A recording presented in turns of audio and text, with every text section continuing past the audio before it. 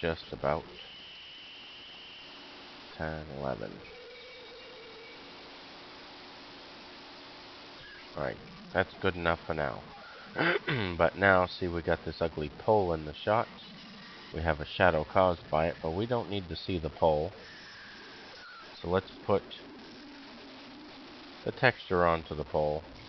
Also set it for camera mapping and specify the proper camera with the 384 by 288.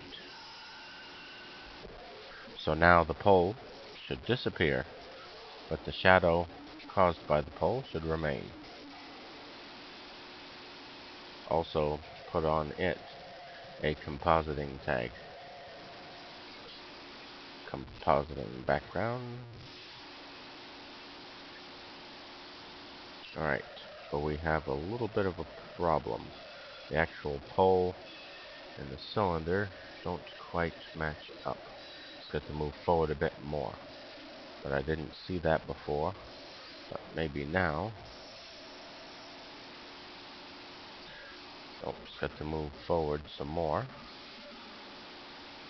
Try there. Alright. Now I just have to bend the shadow a bit.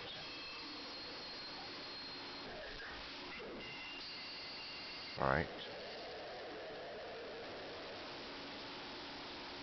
No, the other way.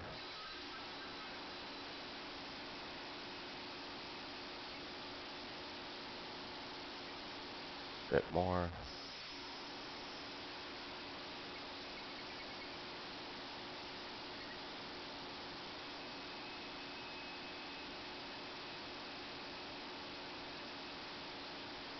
Alright.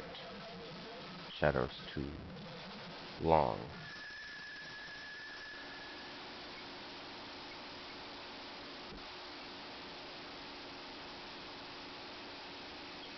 There, that'll do. But shadow strength is a bit much, so we need to weaken it. So let's select the sun. Shadow. Hard. 50%. So it's slightly transparent. Alright. That looks good. But now let's set the render settings to anti-aliasing best. Output is set to the proper dimensions.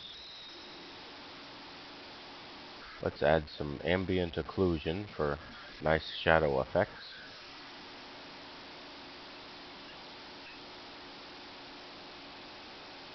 Alright. Not too bad, but the shadow needs to lighten up just a little bit. So let's go to 35%. Yeah, bingo. That looks good enough. Alright, now I think we're ready to go. We have our scene with our camera and our footage, an object to represent an interfering object, a floor which to contain objects, and a sample object, a box.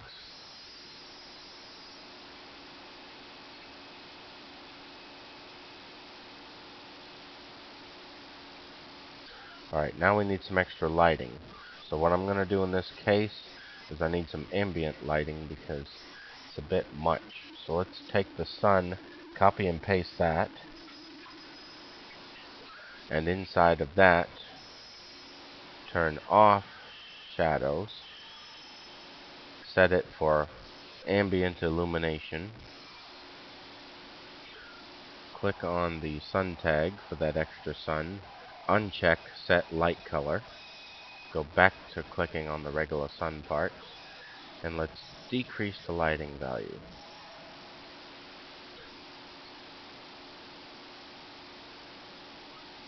There, that's a bit better, but a bit much. So let's decrease it a bit more. Say down to 40%.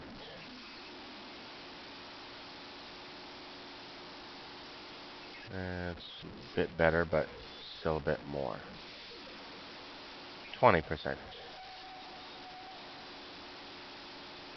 And perfect.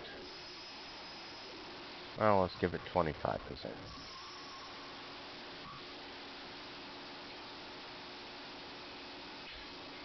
Bingo. Alright.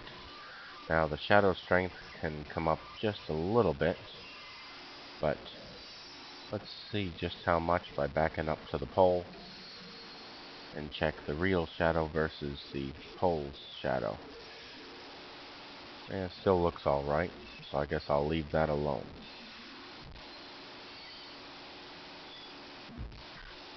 Now, all that's left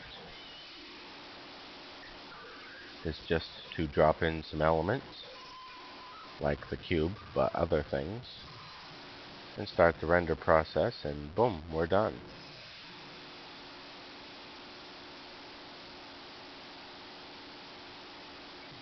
And that pretty much takes care of it.